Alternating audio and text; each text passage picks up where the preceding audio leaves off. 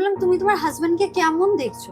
তো ও বললো না আমি দেখছি একটা হোয়াইট কিছু আলোর মতন ওখান থেকে আমার হাজবেন্ডের স্ট্রাকচারটা দাঁড়িয়ে আছে। কিছু ওনার পার্সোনাল ইস্যু ছিল হাজবেন্ডকে নিয়ে, হাজবেন্ডের সঙ্গে থেকে আমি আনসার চাই। তুমি এই যে অন্যায়টা তুমি কিছু একটা করেছো এন্ড তুমি চলে যাওয়ার পর আমি রিয়েলাইজ করি এটা কেন করেছো। অদ্ভুত ভাবে ওনার হাজবেন্ডের কাছ থেকে উনি আনসার্স গুলো পেয়েছে সিরিয়াসলি?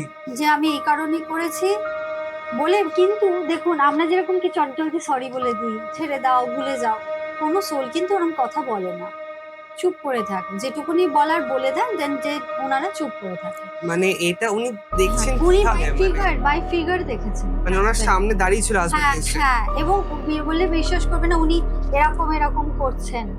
তো আমি বলছি যে তুমি এরকম এরকম কি করছো, বিকজ এর আগে কোনো ক্লায়েন্ট এরকম করেনি।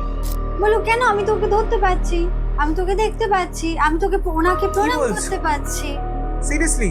আমি বলছি এটা তুমি পারছো, তুমি ওনাকে জাস্ট ইয়ে করতে পারছো? বলে হ্যাঁ আমি খুব মানে ভালো এটা উনি পারছি। চোখের সামনে, মানে যেরকম আমি হ্যাঁ, তোমাকে হ্যাঁ। দেখতে পাচ্ছি অতটা রিয়েল, ততটা অতটাই রিয়েল এটা? রিয়েল উনি ওনার ভিশনে পেয়েছেন, ওনার ভিশন।